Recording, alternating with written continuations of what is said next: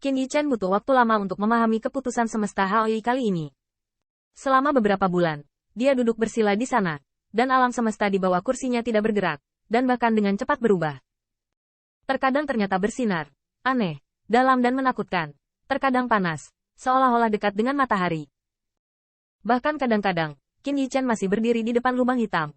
Lubang hitam sama sekali bukan ilusi. Hisapnya mengerikan, dan menelan segalanya. Qin Yichen tidak berani tinggal untuk waktu yang lama. Dunia di bawah kakinya berubah, aneh dan megah. Kayu menjelajahi alam semesta. 100 mil jauhnya, Putri Wenxing berdiri di tembok kota, sangat jauh. Dengan dua leluhur di sisinya lagi, dia seharusnya tidak mengalami masalah. Meskipun leluhur kedua Kaisar Ke tidak diizinkan untuk mendekat, jarak ratusan mil tidak dapat bersembunyi dari dewa mereka. Hari-hari ini, Qin Yichen tampaknya benar-benar bepergian melalui ruang dan waktu, memungkinkan mereka untuk dapat menyentuh cahaya dan menyaksikan keagungan alam semesta. Tetapi leluhur kedua Kaisar Ke juga tahu bahwa ini adalah milik Dao Miao Qin Yichen, dan tidak ada gunanya hanya melihatnya. Jadi dia dengan cepat membubarkan sekelompok anak dan membiarkan mereka berkonsentrasi pada latihan mereka sendiri. Namun, leluhur kedua Kaisar Ke sendiri berdiri ratusan mil jauhnya setelah jarak yang dekat, menonton untuk waktu yang lama. Waktu berlalu, 2 tahun penuh telah berlalu untuk Wen Tianguan, tetapi leluhur kedua Kaisar Ke tidak tahu berapa lama waktu berlalu untuk Qin Yichen. Bahkan ketika mereka menonton begitu lama, dan kemudian mengalihkan pandangan mereka untuk melihat Wen Tianguan, mereka merasakan perasaan jarak jauh untuk pergi untuk waktu yang lama dan kembali dari perjalanan yang jauh. Dalam 2 tahun terakhir, Kaisar Surga jarang dan tenang tampaknya setelah darah Qin Yichen mengalir ke sungai dalam pertempuran Tianhe. Ketenangan dan ombak kembali. Namun, ini adalah kedamaian yang langka bagi klan Kaisar Ke dan Istana Surgawi. Bagaimanapun, perjuangan kekaisaran bukanlah 3 atau 2 dinasti. Berbagai klan kaisar telah bertempur secara terbuka dan diam-diam, ribuan ribu, bahkan puluhan ribu tahun perselisihan kekaisaran. Namun, semua arus bawah di bawah gelombang yang tenang dan tenang ini dapat dirasakan dengan jelas jika Anda berada di alam surga kaisar. Tetapi perlu disebutkan bahwa perjuangan kaisar dalam beberapa tahun terakhir tidak akan terlalu damai, dan bahkan klan kaisar lainnya harus mengalir ke sungai selain klan kaisar. Namun, karena pertempuran Qin Yichen, berbagai klan kaisar bertempur kurang sengit. Alasannya sederhana. Dulu, semua kaisar merasa bahwa klan Dike tidak dapat mencapai banyak iklim. Paling-paling, klan kaisar benar-benar terkoyak, dan di masa depan bahkan wajah-wajahnya tidak akan lagi diberikan ke langit.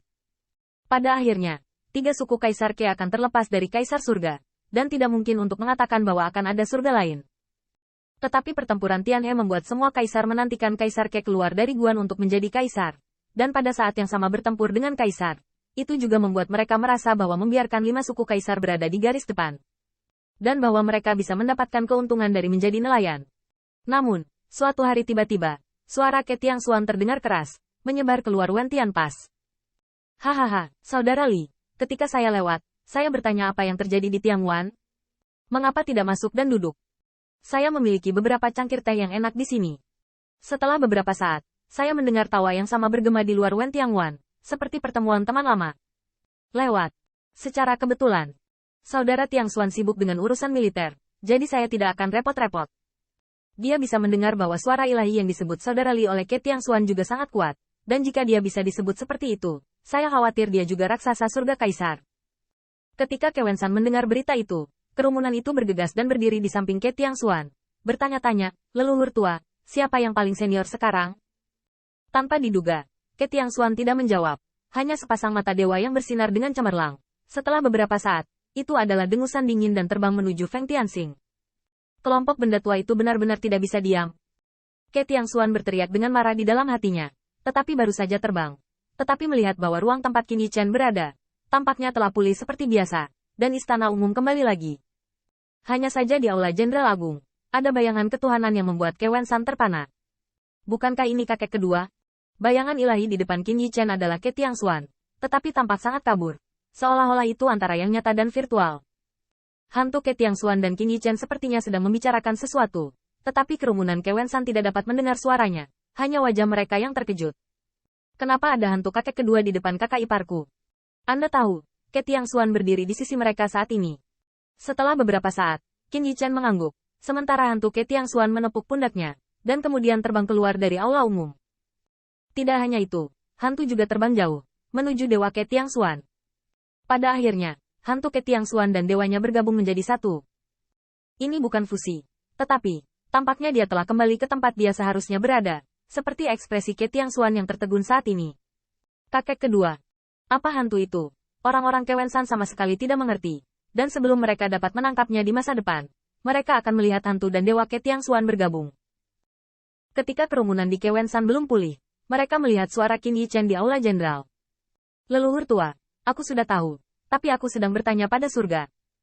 Siapapun yang ingin mengambil level pertamaku untuk menemukan kaisar untuk menerima hadiah, kamu bisa masuk dan mencoba.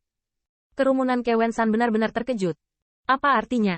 Kakak ipar, apa yang dia bicarakan omong kosong? Kewenjing hanya merasa pusing, tetapi tiba-tiba wajah Ke Tiangxuan tenggelam. Telapak tangan di dahinya, membuatnya sangat pusing. Bicaralah lebih sedikit jika Anda tidak melihatnya. Wajah Ke Tiangxuan kaget. Adegan ini menyebabkan Ke Yuheng tertarik, dan suaranya seakan bergetar. He Tianxing telah mampu menangkap masa depan. Tangkap masa depan. Kewenjing hanya tercengang, dan akhirnya begitu ditatap oleh Ke Tiangxuan sehingga dia tidak berani mengatakan apa-apa. Tapi itu benar. Hal lama barusan, di mana lewat, adalah melihat apakah ada kesempatan untuk menyerang Tianxing. Apa? Kewensan tercengang, dan mereka teringat akan hadiah setinggi langit yang ditawarkan oleh Tianting dan Wei Yang. Ngomong-ngomong, hadiah Qin Yichen saat ini setinggi seorang kaisar. Tentu saja. Inilah alasan mengapa Qin Yichen memiliki begitu banyak harta karun. Tapi ini tidak menghalangi penghargaan yang tinggi, dan detak jantung dari kekuatan besar para kaisar. Ini adalah hadiah yang sebanding dengan kaisar yang kuat. Belum lagi berapa banyak kaisar di dunia kaisar yang saat ini tidak diketahui. Pusat kekuatan alam kaisar. Mereka tidak bisa mengalahkan mereka. Setidaknya, membunuh Qin Yichen lebih mudah daripada membunuh kaisar, bukan? Jadi bagaimana mungkin hadiah setinggi langit tidak akan menarik raksasa dari semua sisi? Baru kemudian orang-orang di Kewensan tahu bahwa dalam beberapa tahun terakhir, mereka bertanya di luar langit, dan bahkan di langit, berapa banyak kekuatan yang sedang menyergap. Orang yang mabuk oleh Ke Tiangxuan barusan sepertinya sedikit lebih rendah dalam persembunyian, dan tiba-tiba ditangkap oleh Ke Tiangxuan. Tetapi seberapa banyak yang benar-benar tersembunyi, saat ini Ke Tiangxuan tidak memiliki dasar. Tapi masalahnya, sebelumnya, nenek moyang tidak memberitahu mereka sama sekali.